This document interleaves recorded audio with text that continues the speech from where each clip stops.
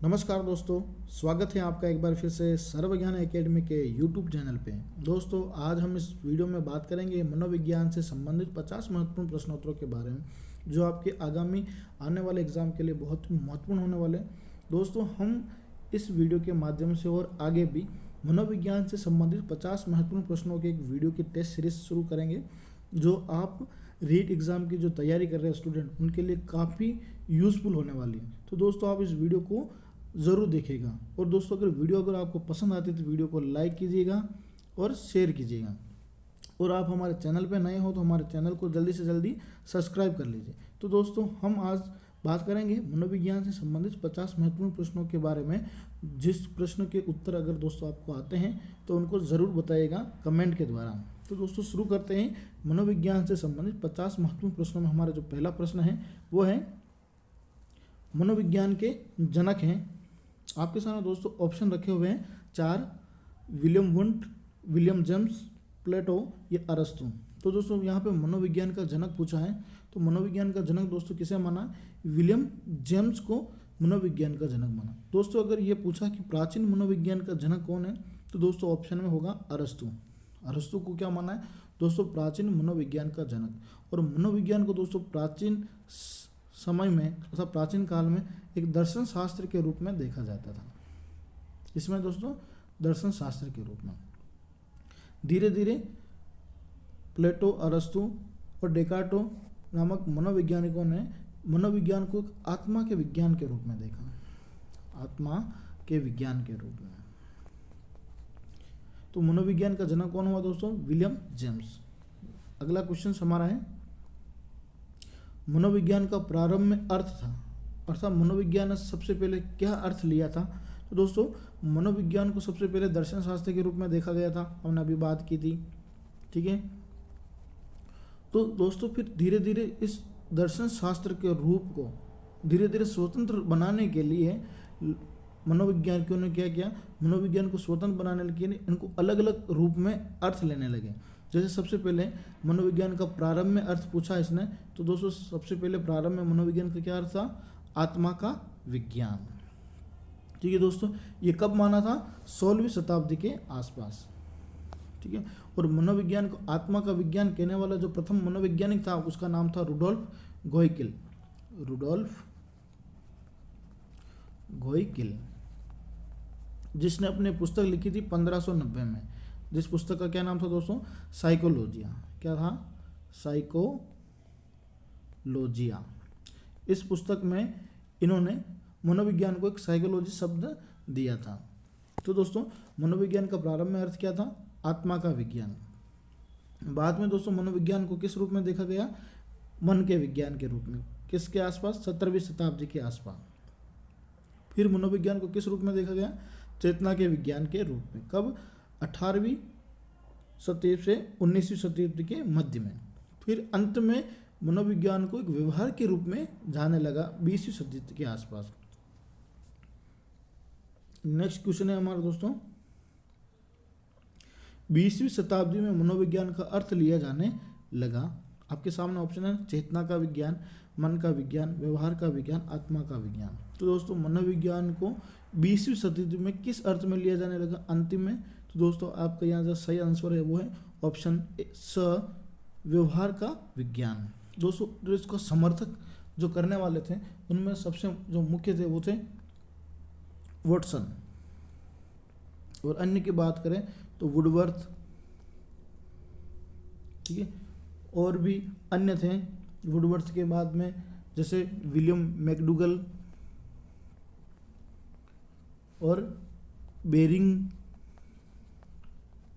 Charles टीचनर आदि ऐसे मनोवैज्ञानिक हुए जिन्होंने 20वीं शताब्दी के आसपास में मनोविज्ञान को किस अर्थ में देखा? व्यवहार के रूप में देखा। और आज भी मनोविज्ञान किस रूप में जाने जाती है? एक व्यवहार के रूप में। अर्थात मनोविज्ञान में बालक का व्यवहार का अध्ययन किया जाता है। नेक्स्ट क्वेश्चन है हमारा, साइकोलॉजी शब्द किन दो यूनानी शब्दों से बना है? आपके सामने ऑप्शन है साइको प्लस लोगस, या साइकी प्लस लोगस, या साइको प्लस लोगस, या साइको प्लस लोगी। दोस्तों, आपको यहाँ पे सही आंसर क्या है वो आपको बताना है। तो दोस्तों इसका जो सही आंसर है वो है साइको प्लस लोगस। तो क्या होगा, psyche, SPSYCHE plus LOGOS, psycho plus logo. दोस्तों यहाँ पर साइकी का अर्थ क्या माना है, आत्मा, और लोगस का अर्थ माना अध्ययन करना, अध्ययन करना। तो दोस्तों इस प्रकार इस साइकोलॉजी शब्द का मूल अर्थ क्या हुआ, आत्मा का अध्ययन करना। और दोस्तों साइकोलॉजी शब्द को दो भागों में बांटने का किसके आधार पर था, गेरिट के अनुसार साइकोलॉजी शब्दों को दो भागों में बांटा है, साइकी प्लस लोगस, जिसमें साइकी का अर्थ बताया आत्मा और लोगस का अर्थ बताया अध्ययन करना, अर्थात आत्मा का अध्ययन करना। और साइकोलॉजी में हमने बात की थी कि मनोवैज्ञानिक की रुडोल्फ गोइकेल की, रुडोल्फ गोइकेल, इन्होंने 1590 में किताब लिखी थी साइकोलॉजी। इसी के एक आधार पर साइकोलॉजी शब्द को निर्मित किया है दो यूनानी शब्दों से। तो दोस्तों यहाँ पे दो प्रश्न बन रहे हैं आपके सामने कि साइकोलॉजी शब्द कौन सी भाषा का है, तो यूनानी भाषा का। और ये दो शब्द हैं, साइकी प्लस लोगस, याद रखना, साइकी, जिसकी मीनिंग दे रखी PSYCHE, और लोगस की LOGOS। अगला प्रश्न है हमारा, मनोविज्ञान विषय की उत्पत्ति किस शाखा के रूप में हुई है, मनोविज्ञान विषय की उत्पत्ति किस विषय की शाखा के रूप में हुई है। तो दोस्तों ऑप्शन दे रखे, तर्कशास्त्र, समाजशास्त्र, दर्शन शास्त्र या कोई नहीं। तो आपको दोस्तों पता है कि मनोविज्ञान को सर्वप्रथम किस रूप में देखा गया था, दर्शन शास्त्र के रूप में देखा गया था। अगला प्रश्न है, शिक्षा में मनोवैज्ञानिक अवधारणा में प्रयुक्त करने का श्रेय दिया जाता है, अर्थात शिक्षा में मनोवैज्ञानिक अवधारणा अर्थात मनोविज्ञान को एक शिक्षा के क्षेत्र में जोड़ने का जो श्रेय प्रस्तुत किया जाता है, अर्थात श्रेय दिया जाता है, वो दिया जाता है दोस्तों रूसो को। रूसो ने ही मनोविज्ञान को एक शिक्षा के क्षेत्र में जोड़ने का सर्वप्रथम प्रयास किया था। अगला ऑप्शन है अपना, अगला क्वेश्चन है, शिक्षा मनोविज्ञान स्पष्ट निश्चित स्वरूप में सामने है, अर्थात शिक्षा मनोविज्ञान, पहले मनोविज्ञान की बात कर रहे थे दोस्तों, तो मनोविज्ञान के बाद में शिक्षा मनोविज्ञान शब्द जुड़ा, शिक्षा मनोविज्ञान, ये स्पष्ट और निश्चित स्वरूप में कब सामने आई थी दोस्तों। इसका जो सही आंसर ऑप्शन वो है अ ऑप्शन, 1900 ईस्वी के आसपास, ऑप्शन अ।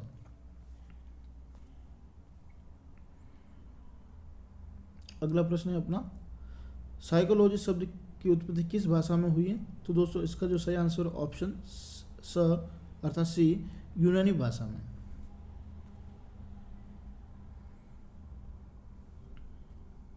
मनोविज्ञान की विषय वस्तु है, मनोविज्ञान की विषय वस्तु क्या दोस्तों, मानव, व्यवहार, मन, मानव या पशु दोनों। तो दोस्तों यहाँ पे जो सही आंसर है, मनोविज्ञान अंतिम रूप में किस रूप में जाने लगी, एक व्यवहार के रूप में। इस कारण से इसका जो सही आंसर है वो है अर्थात बी, विषय वस्तु व्यवहार के रूप में। तो मनोविज्ञान को विषय वस्तु क्या हो गई, व्यवहार। और मनोविज्ञान में बालकों का जो अध्ययन किया जाता है वो उसके व्यवहार के आधार पर किया जाता है। अगला प्रश्न है, प्रयोगात्मक मनोविज्ञान के जनक हैं, प्रयोगात्मक मनोविज्ञान के जो जनक माना है दोस्तों वो किसे माना है, आपको इसका सही आंसर बताना है।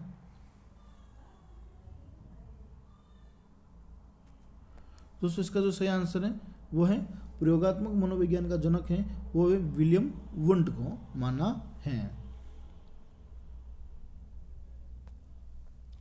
अगला प्रश्न है हमारा,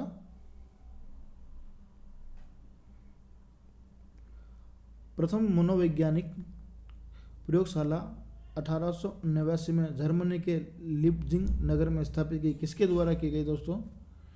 इसका जो सही आंसर है वो है ऑप्शन ब, विलियम वुंट के द्वारा। विलियम वुंट ने ही प्रयोगात्मक मनोविज्ञान का जनक माना गया और उन्होंने प्रयोगशाला का भी निर्माण किया है 1889 में जर्मनी में, जो स्थान है लिप्जिंग में। अगला प्रश्न है,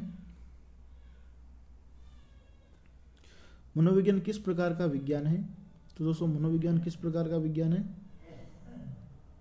अशुद्ध विज्ञान, प्राकृतिक विज्ञान, विधायक विज्ञान या सामाजिक विज्ञान। दोस्तों ये प्रश्न बड़ा ही इंपॉर्टेंट प्रश्न है कि मनोविज्ञान को किस प्रकार का विज्ञान माना है? तो मनोविज्ञान को विधायक विज्ञान के रूप में माना है।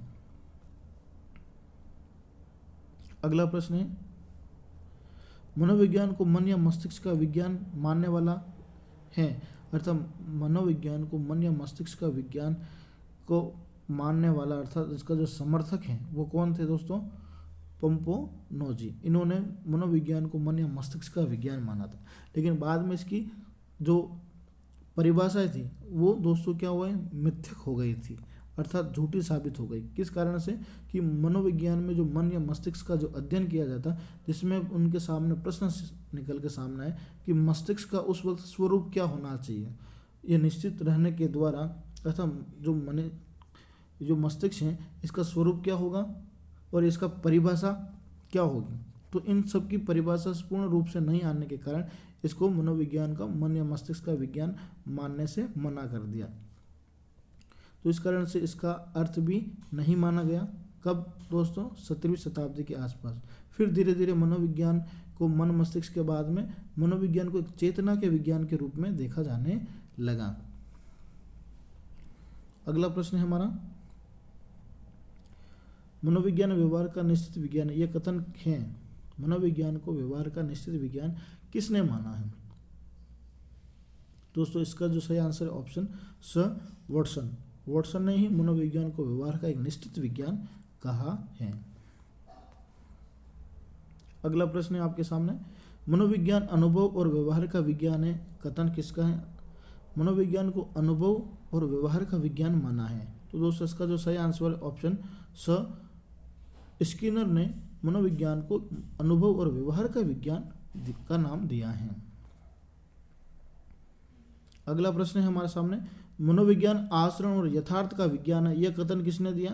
तो दोस्तों ये कथन जो दिया है वो है ऑप्शन बी, मैकडूगल ने दिया था। मनोविज्ञान को एक आचरण और यथार्थ का विज्ञान माना है। अगला प्रश्न है, मनोविज्ञान की शाखा के रूप में शिक्षा मनोविज्ञान की उत्पत्ति हुई है। तो दोस्तों इसकी जो उत्पत्ति हुई है वो कब हुई है दोस्तों? 1900 ईस्वी के आसपास मनोविज्ञान की शाखा के रूप में अर्थात शिक्षा मनोविज्ञान की उत्पत्ति हुई है, वो 1900 ईस्वी के आसपास हुई।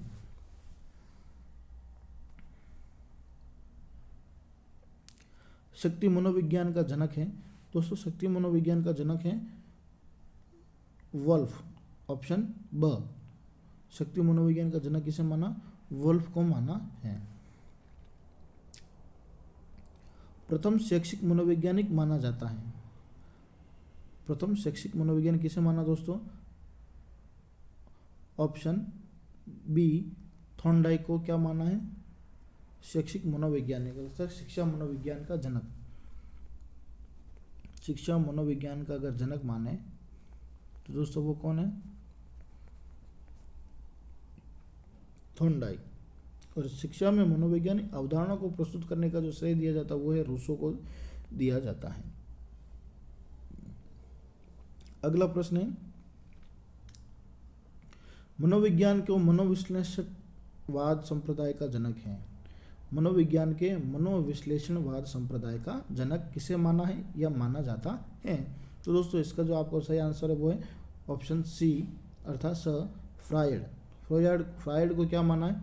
मनोविश्लेषणवाद का जनक माना है अर्थात संप्रदाय का जनक माना। कौन सा संप्रदाय है वो? मनोविश्लेषणवाद। अगला प्रश्न है, मनोविज्ञान के संरचनावाद संप्रदाय का जनक है। संरचनावाद संप्रदाय का जनक किसे माना दोस्तों? ऑप्शन अ, वुंड को। वुंड कौन सा मनोविज्ञानिक का संप्रदाय है? मनोविज्ञान के संरचनावाद संप्रदाय का जनक है।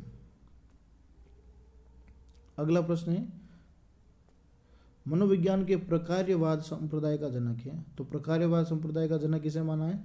तो ऑप्शन क्या होगा सही? ब अर्थात जेम्स को क्या माना? प्रकार्यवाद जनक का माना है। गेस्टाल्टवाद संप्रदाय का जन्म कहाँ हुआ था? तो दोस्तों ये प्रश्न बड़ा इंपॉर्टेंट है कि गेस्टाल्टवाद जो शब्द है वो कहाँ से निष्पन्न हुआ? तो जर्मनी से, ऑप्शन अ सही है आपका।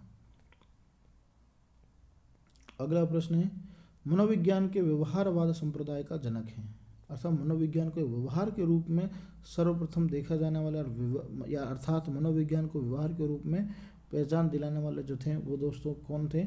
ऑप्शन अ वॉटसन। वॉटसन ने ही मनोविज्ञान को एक व्यवहारवाद के रूप में देखा है। शिक्षा मनोविज्ञान शैक्षणिक परिस्थितियों में मानव व्यवहार का अध्ययन है, यह कथन किसका है? तो दोस्तों इसका जो सही आंसर है वो ऑप्शन ब स्किनर, क्योंकि स्किनर ने उनको क्या माना? शिक्षा मनोविज्ञान का जनक, जिन्होंने क्या किया? शैक्षणिक परिस्थितियों में मानव व्यवहार का अध्ययन किया है। तो इसका जो सही आंसर ऑप्शन ब स्किनर। शिक्षा मनोविज्ञान व्यक्ति के जन्म से वृद्धावस्था तक सीखने के अनुभव का वर्णन और व्याख्या करता है, यह कथन या परिभाषा दी है। तो दोस्तों इसका जो सही आंसर है वो ऑप्शन ब क्रो ने इसका परिभाषा अर्थात इसकी परिभाषा दी है। क्या है कि शिक्षा मनोविज्ञान जो है व्यक्ति के जन्म से लेकर वृद्धावस्था तक सीखने के अनुभवों का वर्णन और व्याख्या करता है। यह परिभाषा देने वाले कौन मनोवैज्ञानिक? क्रो ने। अगला प्रश्न है, मनोविज्ञान की खोजों का शिक्षा में व्यवहारिक प्रयोग ही शिक्षा मनोविज्ञान है, यह परिभाषा दी है। आपके सामने ऑप्शन दे रखे हैं, उन ऑप्शन में जो सही आंसर है वो आपको बताना है दोस्तों।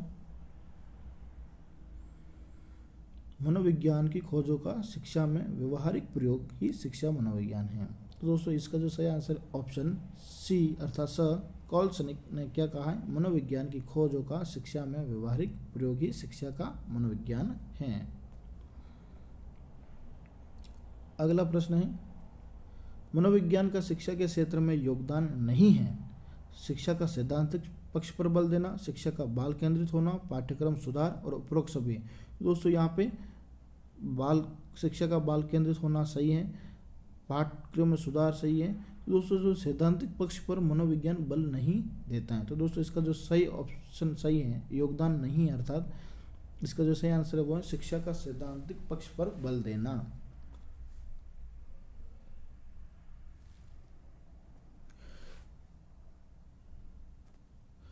मनोविज्ञान का शिक्षा के क्षेत्र में योगदान है, बाल केंद्रित शिक्षा के रूप में, मूल्यांकन की नवीन विधियों की खोज या पाठ्यक्रम सुधार, या ऑप्शन द उपरोक्त सभी। तो दोस्तों इसका जो सही आंसर है वो है उपरोक्त सभी। मनोविज्ञान का जो शिक्षा में जो योगदान है वो बाल केंद्रित शिक्षा के आधार पर भी होता, मूल्यांकन की नवीन विधियों की खोज करने के आधार पर भी होता, और पाठ्यक्रम में सुधार करके बच्चों के व्यवहार का ज्ञान करना भी शिक्षा के क्षेत्र में योगदान है, मनोविज्ञान के क्षेत्र में। अगला प्रश्न है, शिक्षा का अंग्रेजी समानार्थक शब्द एजुकेशन की उत्पत्ति किस लैटिन शब्द से हुई है? तो दोस्तों इसका जो सही आंसर ऑप्शन ब एडुकेटम। क्या होगा दोस्तों? एडुकेटम। अगला प्रश्न है,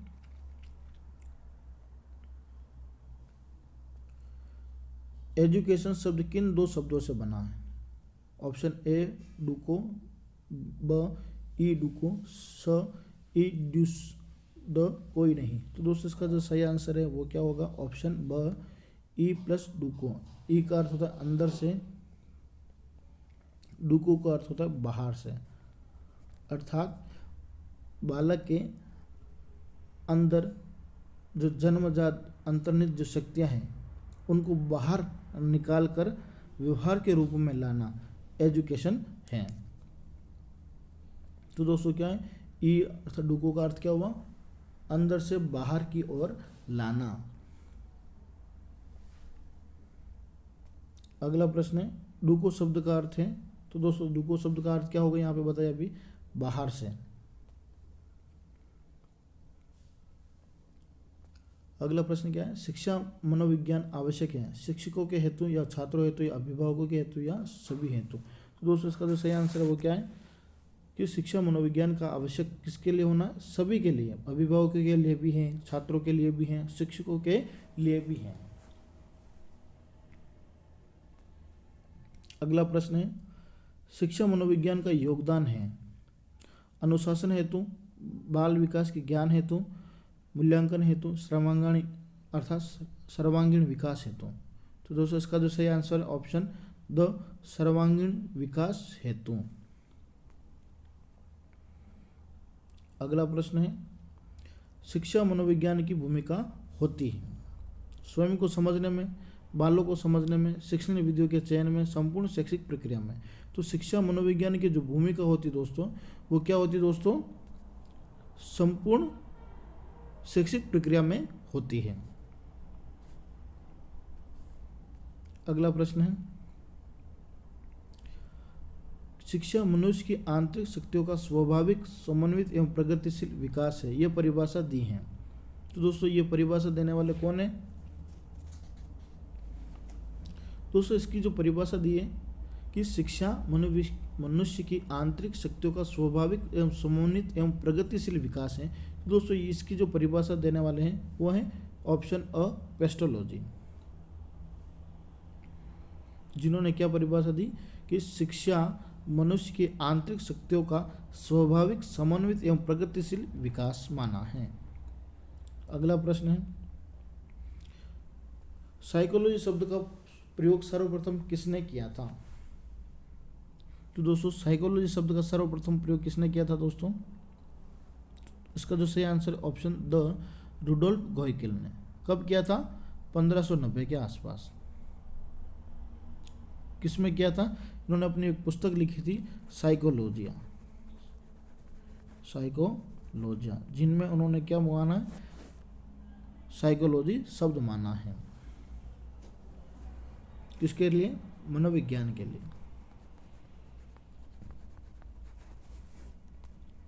अगला प्रश्न है, भारत में प्रथम मनोवैज्ञानिक प्रयोगशाला स्थापित हुई।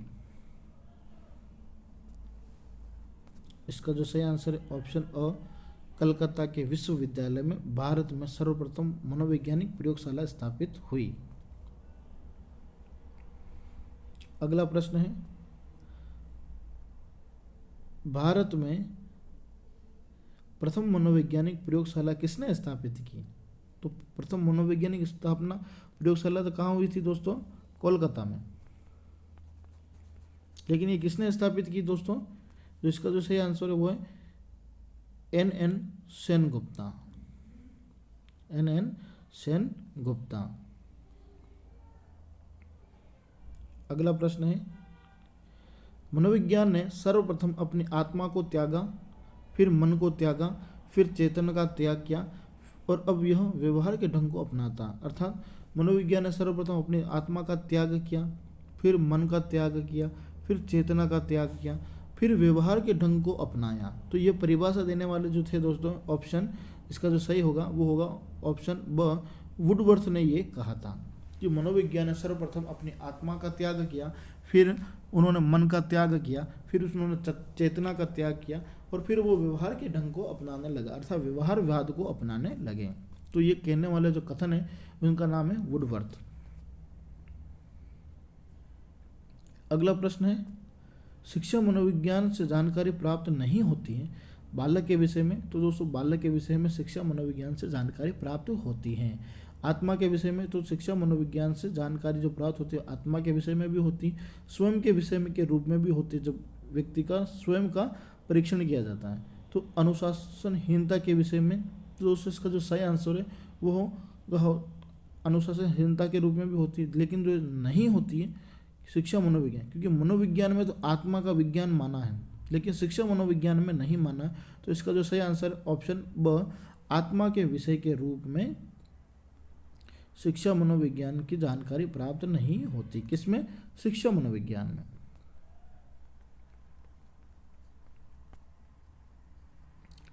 शिक्षा मनोविज्ञान।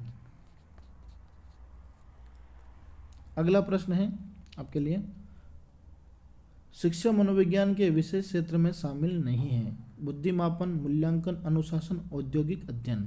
तो इसका जो सही आंसर ऑप्शन द औद्योगिक जो अध्ययन है वो शिक्षा मनोविज्ञान के विषय के क्षेत्र में शामिल नहीं है। अगला प्रश्न है, शिक्षक के लिए शिक्षा मनोविज्ञान का अध्ययन सहायक है। बालक के व्यवहार को समझने में, कक्षागत समस्याओं के समाधान में, या अनुशासन स्थापित करने में, या उपरोक्त सभी। तो दोस्तों इसका जो सही आंसर है सीधा का सीधा उपरोक्त सभी है।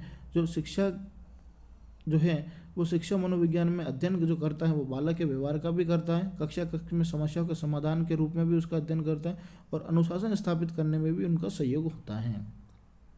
तो दोस्तों इन तीनों में है, तो इसका सही आंसर क्या हुआ? उपरोक्त सभी। अगला प्रश्न है, किस विद्वान ने मनुष्य की अंतर्निहित पूर्णता की अभिव्यक्ति को ही शिक्षा कहा है? मनुष्य की अंतर्निहित पूर्णता को ही अभिव्यक्ति ही को शिक्षा कहा है।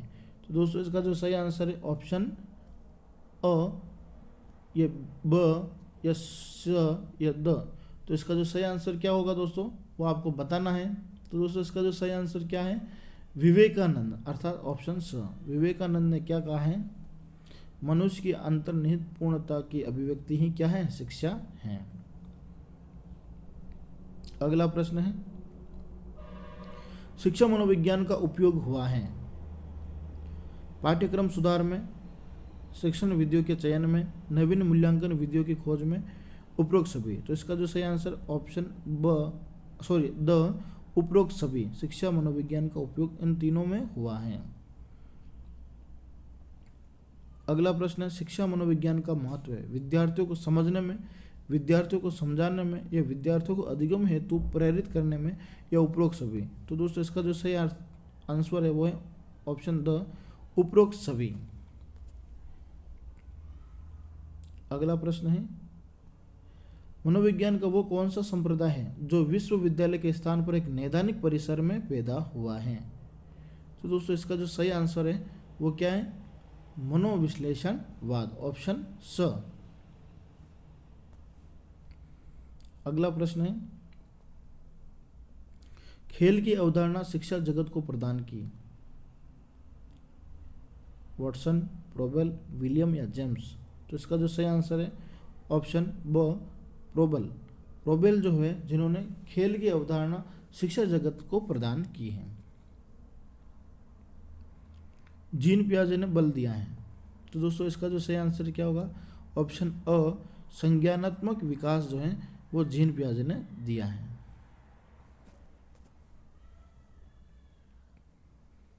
अगला प्रश्न है, मैडम मारिया मॉन्टेसरी द्वारा दी गई शिक्षण विधि है? तो मैडम मारिया है तो मॉन्टेसरी दी है, तो इसका सही आंसर क्या होगा? ऑप्शन स, मॉन्टेसरी विधि।